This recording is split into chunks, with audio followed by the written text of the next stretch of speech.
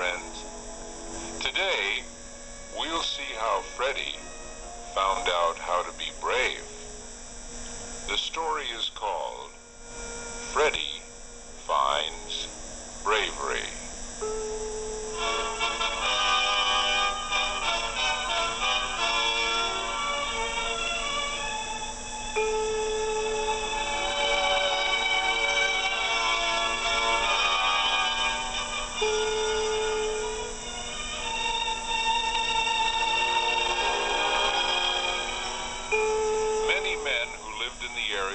Freddie's home owned cattle.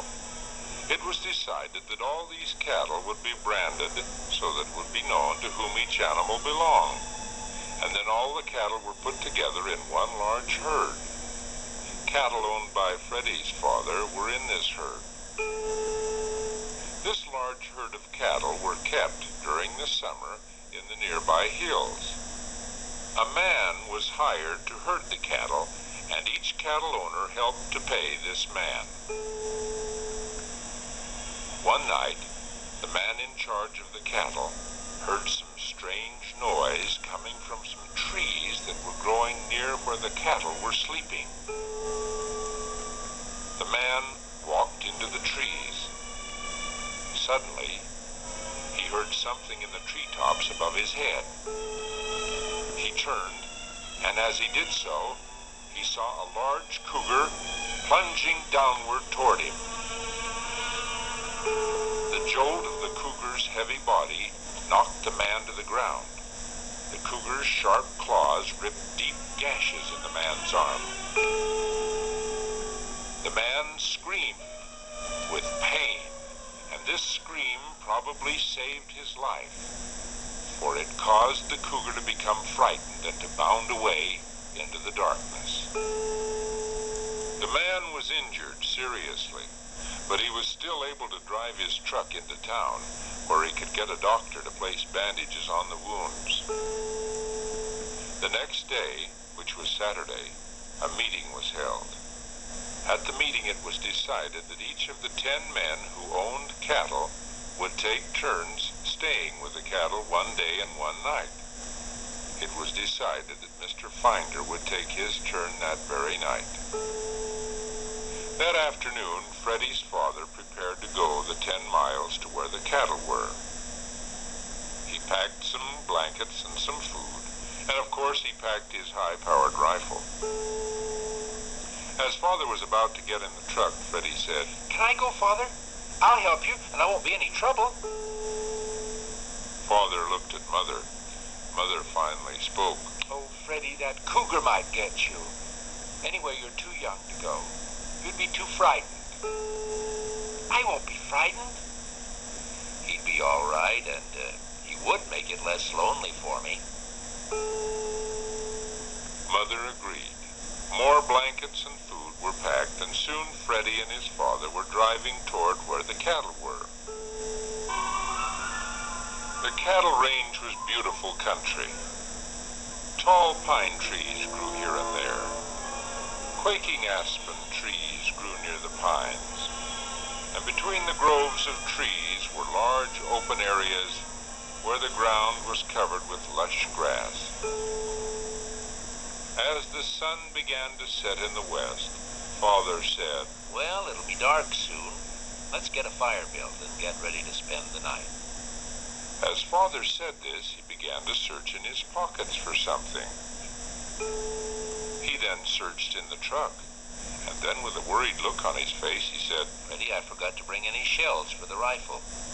I'll have to get some, or if the cougar comes, we won't be able to protect ourselves or the cattle." It was decided that Father would drive back home. It would take only 45 minutes, and then he would be back. Before he left, he and Freddie built a large fire. As Father got in the truck, he said, "Are you frightened, Freddie?" Freddie was a bit frightened, but he replied, "No, I'm okay. You stay near the fire, and I'll be back soon." Father said as he drove away. As Freddie sat alone, he wished to himself that he could hold back the darkness. The more he wished, the darker it got. Soon it was so dark that Freddie could no longer see the nearby trees. Freddie didn't have a watch, and so he had no way to keep track of how long Father had been gone. After a few minutes, Freddie became more frightened. Minutes seemed like hours. When will Father be back? He asked himself anxiously. And just at that moment, Freddie heard the cattle begin to stir in the nearby trees. He could hear them moving about, and some cows began to bellow nervously. Freddie knew that something was frightening the cattle, and he imagined that he knew what it was. Just then, the full moon came over the top of a nearby mountain. Now Freddie could again see the trees where the cattle were making more and more noise. When will Father return? Freddie said softly to himself, and just at that moment, from the grove of trees came a terrible scream that caused Freddie to stop breathing for a few seconds. It was the sound of the cougar.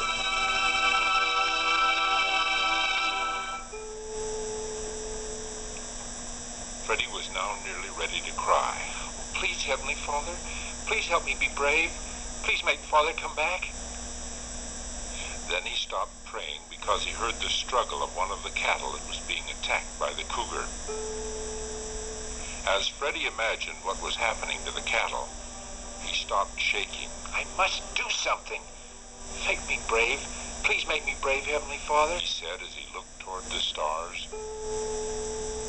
Freddie remembered the man who had been attacked by the cougar.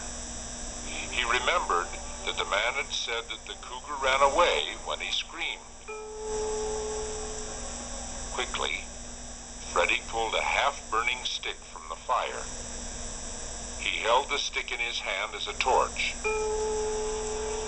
And then he ran. He didn't run away from the cougar, but rather he ran into the darkness right toward the cougar. And as he ran, he screamed. He screamed with all the power he had. And as he screamed, he waved the fiery stick. Freddie didn't see the cougar, but he heard it. He heard it bound away through the trees. When he heard this, he knew that all was going to be all right. Freddie was soon back by the fire, and in only a few minutes, Father drove up. Freddie told his father about all that had happened. Were you frightened? Oh, yeah, a little.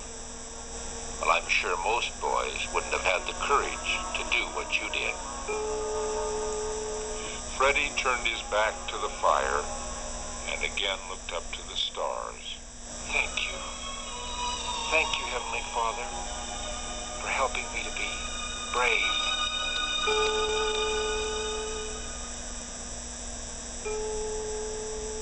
Yes, Freddie found something special that night. He found one of the greatest things that a person can find. What was it, finders?